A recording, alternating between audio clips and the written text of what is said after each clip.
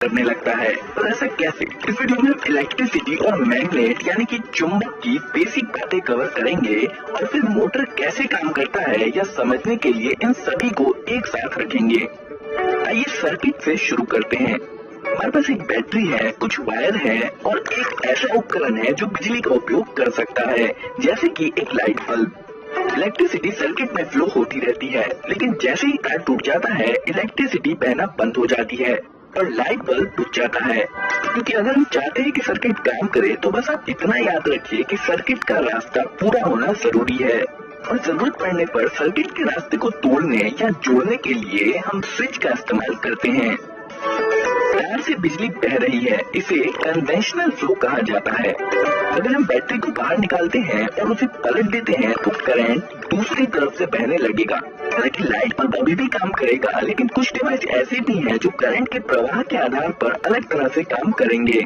ये थे सर्किट के कुछ बेसिक प्रिंसिपल। अब हम आते हैं मैग्नेट पर। इसमें एक नॉर्थ पोल और एक साउथ पोल है और यह मैग्नेटिक मेटल्स को खींचता है, जैसे कि ये पेपर क्लिप। यदि आप दूसरे मैग्नेट को इसकी तरफ लाएंगे तो विपरीत पोल अट्रैक्ट होंगे और सेम पोल रिपेल होंगे। जरूरी नहीं कि मैग्नेट इसी शेप का हो। उदाहरण के लिए कुछ मैग्नेट ज्यादा फ्लैट हो सकते हैं, जैसे कि ये मैग्नेट। इन मैग्नेट्स को परमानेंट मैग्नेट्स कहा जाता है, क्योंकि यह मैग्नेट्स हमेशा काम करते हैं। आप इन्हें बंद या चालू नहीं कर सकते। यह कई छोटे छोटे मैग्नेटिक डोमेन से बना होता है जो एक ही दिशा में रहते हैं। लेकिन आगे हम ऐसा मैग्नेट भी देखेंगे जिसमें हमेशा ऐसा नहीं होता है। अब हम एक परमानेंट मैग्नेट लेंगे और बीच में एक छेद करेंगे और इसे एक ऐसे रॉड पर रखेंगे जहां पर यह आसानी से घूम सके।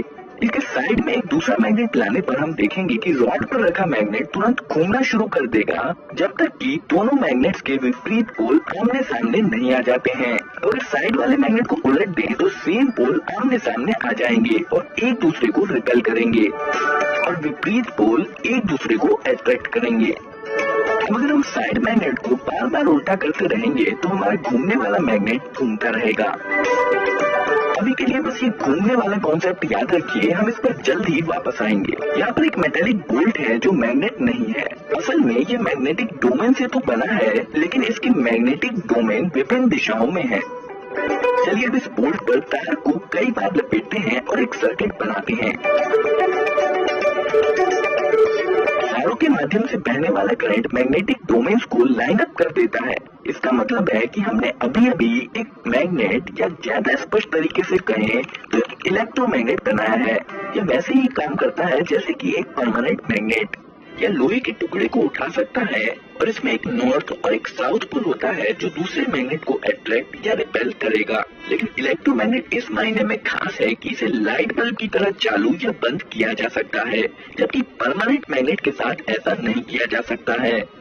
अब अगर हम बैटरी को पलट दें तो इलेक्ट्रिक करंट जो पहले इस तरफ से बह रहा था वो दूसरी तरफ से बहने लगेगा। इससे मैग्नेट के पोल्स बदल जाएंगे, नॉर्थ साउथ हो जाएगा और साउथ नॉर्थ हो जाएगा। इसे इलेक्ट्रोमैग्नेट की पोलैरिटी का बदलना कहते हैं। पर ऐसा करने का ज्यादा आसान तरीका बैटरी को पलटने की बजाय केवल तारों को पलटना है। आइए हम अपने घूमने वाले मैग्नेट पर वापस आते हैं। इस बार हम घूमने वाले मैग्नेट की जगह पर इलेक्ट्रोमैग्नेट रख देंगे। अब जैसे ही हम इसमें वायर जोड़ेंगे इलेक्ट्रोमैग्नेट चालू हो जाएगा और साइड मैग्नेट के पोल्स के अनुसार अपने आप को अलाइन कर लेगा। पर ये जो इलेक्ट्रोमैग्नेट के साथ वायर जुड़े हैं ये सिर्फ फ्रीली नहीं घूमने देंगे। पर यहाँ पर जो ध्यान देने वाली बात है वो है इलेक्ट्रोमैग्नेट के घूमने का कॉन्सेप्ट। अब अगर हम तारों को आपस में बदल दें तो इलेक्ट्रोमैग्नेट के पोल्स बदल जाएंगे। सेम पोल रिपेल करेंगे और विपरीत पोल अट्रैक्ट करेंगे, जिसके कारण इलेक्ट्रोमैग्नेट घूम जाएगा। तारों को फिर से बदल दीजिए और इलेक्ट्रोमैग्नेट की पोलैरिटी फिर से बदल जाएगी और एक बार फिर सेम पोल रिपेल करेंगे और विपरीत पोल अट्रैक्ट करेंगे और इलेक्ट्रोमैग्नेट फिर से घूम जाएगा। यदि हम इसी प्रकार पोलैरिटी बदलते जाए तो इलेक्ट्रोमैग्नेट लगातार घूमता रहेगा। हम इसे ज्यादा पावरफुल बनाने के लिए दूसरी तरफ एक और परमानेंट मैग्नेट लगा सकते हैं। ध्यान दें कि इस वाले मैग्नेट का साउथ पोल सेंटर की तरफ है और इस मैग्नेट का नॉर्थ पोल सेंटर की तरफ है। इस प्रकार साइड में लगे हुए मैग्नेट्स के तालमेल से बीच वाला मैग्नेट घूमता रहता है। यहाँ पर जो हमने देखा वह इलेक्ट्रिक मोटर का बहुत ही साधारण रूप है। इसे उपयोगी बनाने के लिए हमें इसमें कुछ सुधार करने होंगे। दो साइड मैग्नेट्स को हटाकर ज्यादा पावरफुल कर्व्ड मैग्नेट्स लगाए जा सकते हैं। और वायर लपेटे हुए बोल्ट की बजाय हम मेटल लूप का इस्तेमाल करेंगे जिसे आर्मेचर कहते हैं। वायर जोड़िए और हमारा सर्किट कंप्लीट है।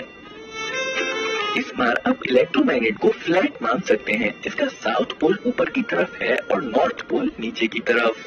अब आर्मेचर तब तक घूमेगा जब तक कि विपरीत पोल एक दूसरे के सामने नहीं आ जाते हैं।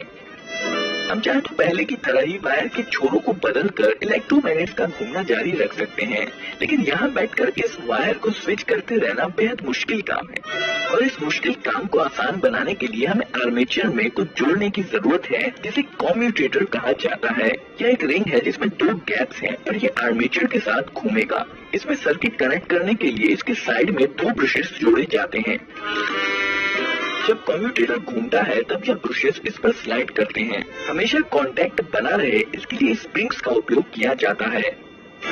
करंट वायर से ब्रश, ब्रश से कम्यूटेटर रिंग से आर्मेचर और फिर आर्मेचर से कम्यूटेटर रिंग और ब्रश के माध्यम से वापस वायर में फ्लो हो जाता है।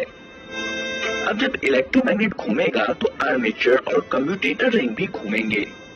इस बार इलेक्ट्रोमैग्नेट जब लगभग इतना घूम लेगा तब ब्रशेस कम्यूटेटर रिंग के दूसरी तरफ स्विच कर लेंगे। याद रखिए 2 ब्रशेस हैं और यह चीज दोनों तरफ होगी।